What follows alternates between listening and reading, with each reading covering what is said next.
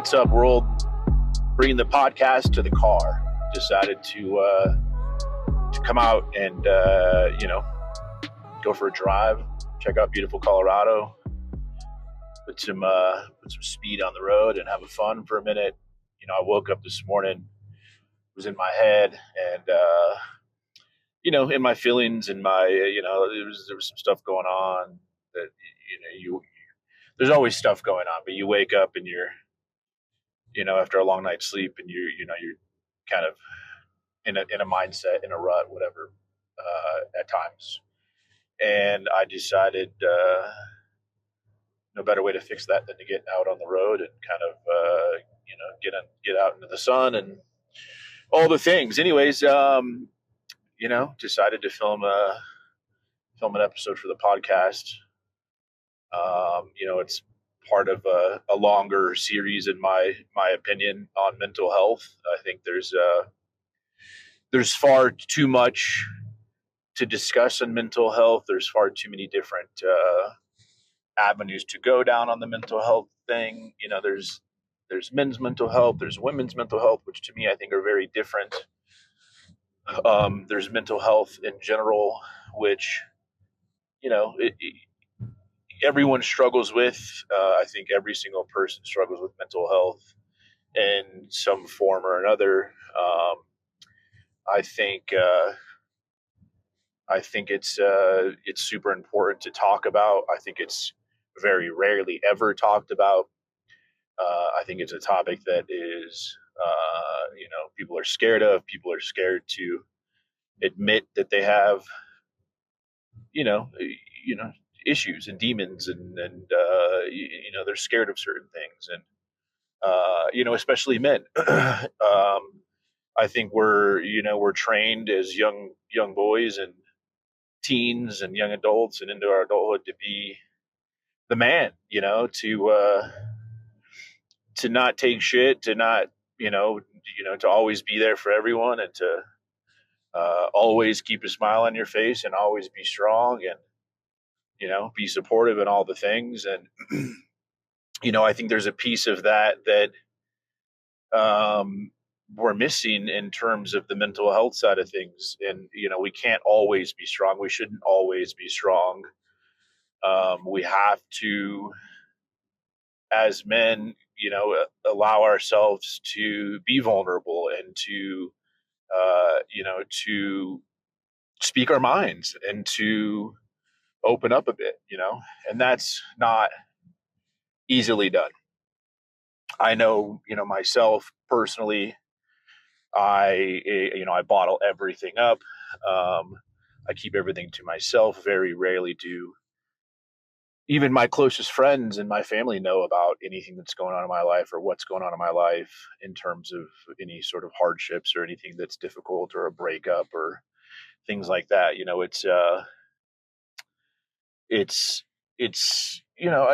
I don't even, there's so many ways to go about this, whether it's a breakup that's challenging, and, you're having a tough time with it.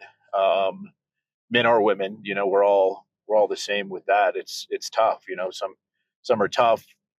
And there's challenges of, stuff at work, and there's challenges of stuff at home.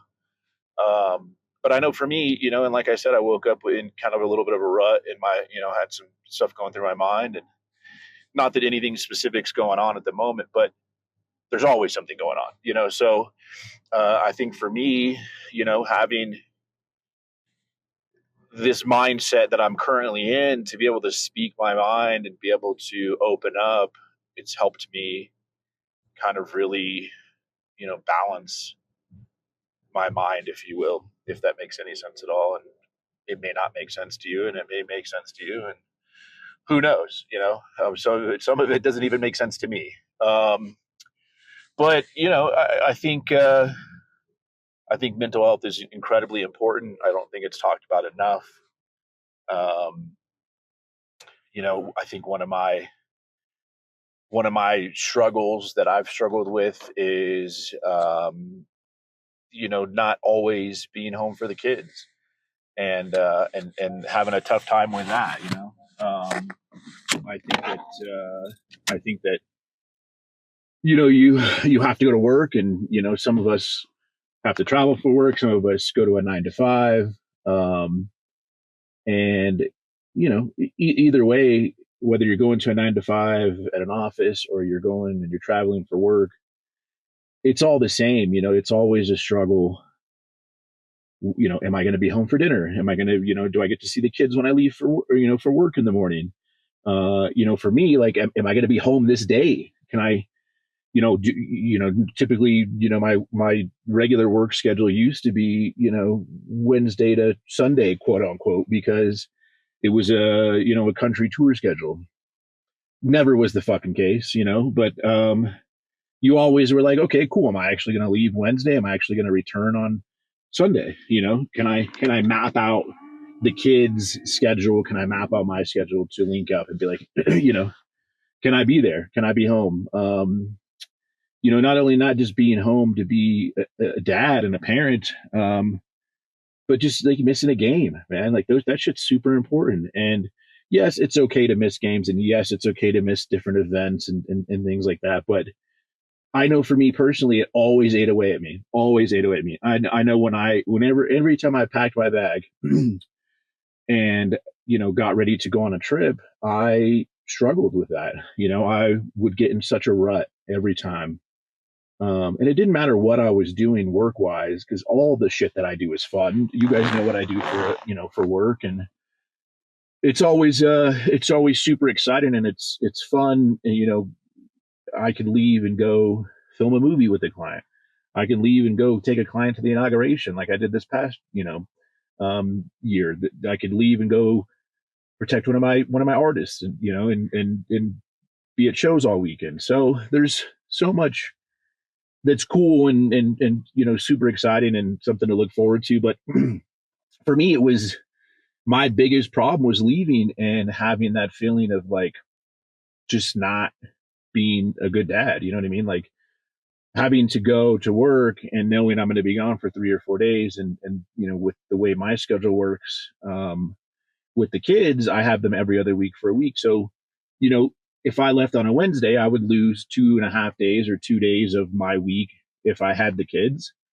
If I didn't have the kids, then I would lose, the weekend. So I'd lose it, either way, it was like a 2 day loss or a day and a half loss or a 2 day loss a year. So, it's tough, man. It's, like I said, I got in a rut. I was always just in a terrible funk, and I wasn't, mad about it. I wasn't in a mood about it. It was just something that was ate away at me, as a parent, and as, it just ate away at me, and it was tough. And, it didn't matter. I mean, I'm, just going on 20 years doing this celebrity bodyguard thing. And it's like, it didn't matter. Like I still had the same feeling 2 weeks ago, 3 weeks ago, 5 weeks ago,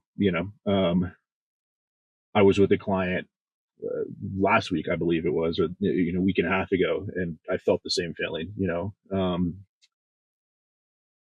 So that's something I struggled with for a long time, and it's it's on the minor side of things, and it's I don't know if you can relate to that, or if it's something you struggle with as well.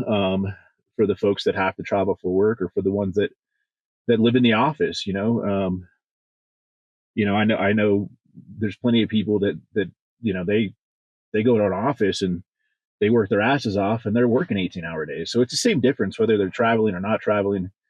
You're gone, and again, will you make it home for dinner? And how do you feel about not being there for dinner? You know what I mean? So it may seem little to you, but to me, it was something that was major for me in the process of everything. Another piece of it is just, dating and going through a breakup definitely, messes with your mental health. I think there's so much to go along with that, and that we can put this into a a dating episode. But as far as mental health's concerned, I think that if you're in a relationship, there's struggles with mental health, because your relationships aren't easy, relationships aren't perfect. You have your struggles, you have your arguments, you have your disagreements, and that in itself wears on the mental health, both men and women. Um, if you're going through a breakup, it's the same thing. It's another thing that you're struggling with. It's something that punches you in the face, and it's whether it was amicable or not amicable, or whether you're still in love with the person and you wanted the breakup, or you didn't want the breakup, or you did the breaking up, or you didn't do the breaking up, if there was cheating involved. There's so much that goes into it, and sadly, it's something that, again, messes with your mental health. I think there's so many triggers in the world that cause mental health issues, and I think that people struggle with those. People react to those. People have different coping mechanisms. I know plenty of people that struggle with alcohol. They the mental health builds up, and eventually you just go to the bottle, or I know plenty of buddies. I know plenty of people that would just grab a beer, and you know what? It just seems like it's just a beer. I'm going to grab one beer. I'm after work, and one beer leads into four, and four led into nine. All of a sudden, you're drinking a pack of beer. I don't know what a lot is because I'm not a big drinker, and I definitely don't drink at home. But you're going through a lot of beer every night, and then you're going through a lot of beer every week, and all of a sudden you're like, you don't realize that is getting you through your mental state, and whether it was struggles at work or struggles at home or whatever it was, or the littlest thing, that you're going to that bottle every night. You know what I mean? And some people have issues with drugs, and it's another coping mechanism, and all of a sudden you go and you're doing whatever your drug is, and it's a daily thing, and it helps you cope. And in the moment, there's plenty of other things that people are doing to to help with the mental health issues. I think again, I don't think it's talked about enough. I don't think it's addressed enough. I don't think us as men feel confident or okay or secure enough in being able to do the talking and being able to address the things. I think it's sad. It's looked down upon. I think in some instances, people are being made fun of for speaking out, or saying their piece on it, and it's not. It's tough. You know what I mean? It's tough. It's something that, if you can, and everybody eventually will be able to with the right help, if you can, just speak to someone, and just you gotta. And even if it's not you with the mental health issue, if you're okay in the moment, maybe you could reach out to someone. Maybe you could check on your friends. It's a big deal to check on our friends and check on our people. And I'm going to lose these because the sun finally went down, and you can clearly see that behind me. But anyways, it's tough, man. It's check on your people, and that is full circle, because you could check on someone that may need it. If you check on that person, that they could check on another person, and eventually someone that needed it'll come to them, and they may need it at the right time, and you may hit them at the right time. And there's a lot of instances where people's lives can be saved, because um suicide's a big thing. And that'll be something we can dive into as well. There was a recent suicide, not somebody that I knew, but I was friends with people that knew him, and you would have never known it. And I think that that's a very common statement. You would have never known it. Most people that commit suicide, they seem happy. They seem the last video, or the last text, or the last picture of that person, or the last interaction of that person. They looked and appeared to be the happiest person on earth, and they're with their family, or they're with their friends, or they're out doing something they like to do. But behind the eyes, there was more going on that we sadly can't see without vocalizing it, and without vocalizing to them, like, hey, are you okay? And again, even asking people if they're okay, they're not always going to come back and say yes. They're not always going to come back and say, um, excuse me, not yes. They're not always going to come back and say no. Um, I said yes because that's my immediate reaction every single time, as I think most people's reaction is when they speak on this. It's like, everything okay? Yes. You good? All good. You know what I mean? It's like, we don't want to talk about it. So they're not always going to say no, they're not okay. They're not always going to say they're struggling. They're not always going to say they need help.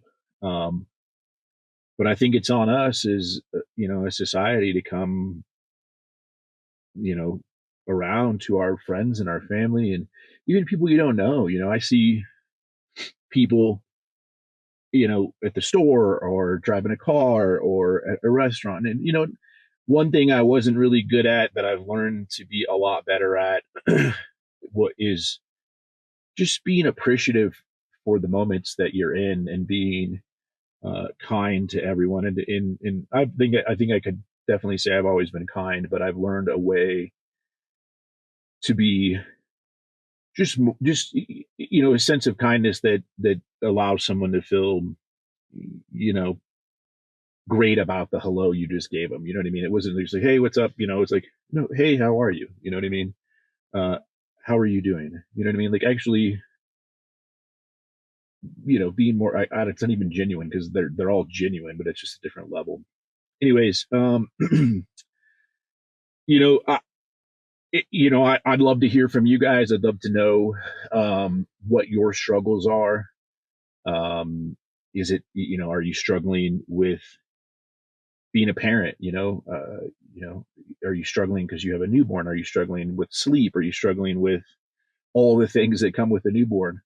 Are you struggling with a toddler or a teenager or a brand new adult? I've been through all of those at this point. And I'm currently at the phase of having uh, a high schooler that's almost going to drive on her own and constantly out every weekend hanging out with her friends and being social and doing her thing and having a good time. But we've had our struggles. You know what I mean? Like, she's had her own struggles. Bullies are a real thing. I was bullied when I was in high school. She definitely had some issues with being bullied in high school. She fucking hated high school last year as a freshman. It was it was really tough, and we had the conversations, and her and I, and we, her mom and I, and me, her mom and I, we've all had conversations about how to navigate that and how to fix that. It's tough as a fucking parent. You want to fight their fights for them, and you want to, win the battles, and you want to go, crazy and be like, no one's gonna fuck with my kid, right? But that's not always. It's not realistic in some scenarios. It's not realistic in a situation like this. Yes, you go to the school, you can talk to people, you can go to their parents. There's lots of different avenues, but not all of them work, and it's not the easiest thing. So dealing with bullies is one of them. She's had her issues and getting her heart broken, having some a couple of boyfriends over the last couple of years and just trying to navigate that and what that looks like, and that's a new thing for her. Just all the things, and girls and teenagers and bickering amongst the group and trying to find the right friend group and all of the things. And I'm sure there's plenty of you that can relate to this. you know, uh, Same thing with my son. He struggled as a freshman. He struggled even as a sophomore, and eventually got through it. It's tough as a parent again, and I know I said this already, but it's tough as a parent because you don't know what to do. You don't know how to fix it for him. You don't know how to make it better. But you learn and you figure it out, and you come up with ways, and you know it again. Eventually, he found his own, and he found his right friend group, and he started driving on his own so he can make his own decisions. And it really it turned into something great for him, and he ended up liking high school and having fun. He went to his prom where he wasn't really into the dances. He wasn't really feeling that, and didn't really love it initially. And then eventually he started to get into it. So he went to his junior year dances, he went to his senior year dances. He started to have fun, and then eventually graduated and went off to college. And even that was a struggle, going off to college and the the things that come with that. Um, it's a big change, leaving the state you grew up in, leaving the town you grew up in, leaving the friends, leaving the family, leaving the siblings, leaving the girlfriends, leaving the boyfriends. Those are tough things. So, as a in my mind, still a kid. You're barely 18. You're still trying to learn life, and you're still being supported by your parents. So that in itself brings its own mental, you know, strains that you have to navigate and figure out. So I think the biggest thing for me is just trying to find ways that work for me. What works for Dustin? Whether that's meditation, whether that's counseling, whether that's different types of therapy. I know red light therapy was a big thing for me when I came back from Iraq and had struggled with PTSD. Um, and again, that's probably a whole nother uh, episode we can dive into is military and the amazing things that were a part of military, but also the big struggles and also the mental health side of things and the PTSD and all the things that you come out of the military with and struggle with and trying to cope, be normal again and being back in the real world. But red light therapy was a big thing for me, and that worked.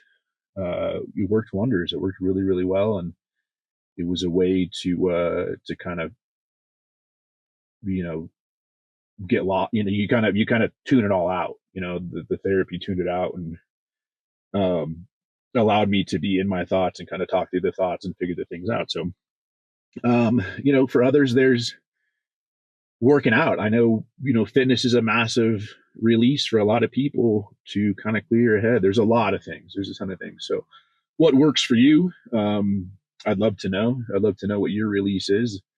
Are you in the gym? Are you, in therapy? Are you, or what is your thing? Leave it in the comments. And if you don't feel comfortable, leave it in the comments, shoot me a DM, let me know. And what are your struggles? What are you struggling with? I'm curious. How, as a community, we can help each other.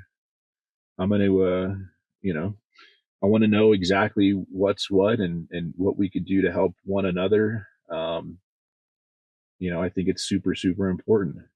What started as a bright, beautiful, sunny episode, as you could see if you're watching from our YouTube channel, ended in pure darkness. Um, Honestly, that's a lot like mental health and how it can hit us. Some days start off full of light, everything feels bright, kind of beautiful, calm, feels good, right? And then out of nowhere, with no warning at all, things kind of shift.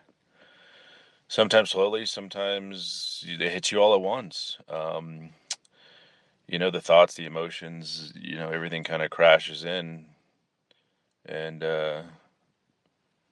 it's a tough one, but it definitely goes from this bright day to this dark, day or dark night, uh, all of a sudden, out of nowhere. I think the most important thing to remember in those moments is that you're loved, you're worth it. There's always going to be a way out. There's light at the end of the tunnel, even if you can't see it. Help is out there if you're willing to fight for yourself. Honestly, you just gotta be willing to fight. And you have to, the first step is being willing to fight. The second step is being willing to ask for the help or to reach out for the help. As I said from the start, and I'll keep saying it, mental health is not talked about enough. Mental health is not talked about enough. There's still this, weird shadow over conversations and that make people feel unsafe and ashamed to open up. But, you know, it's exactly why we got to keep talking about it. So it becomes a more comfortable thing and it's something that comes more naturally and feels more normal. If you're struggling or you're having a hard time, you can always DM me. I'll always respond. You can hit the comments. I'll always be there. If you want to go on YouTube, whatever, at fucking everything, FK and everything, I'll always respond. I'll always be available. If you feel like it's further than that and you need to, it's more immediate and you need more help, you can call or text 988 and someone's there 24/7 to listen. So don't feel like you're alone, because you're not. Take care of yourself inside and out, and don't forget to check on your people, because it's very important. Much love to you all. Catch you on the next episode. Good night.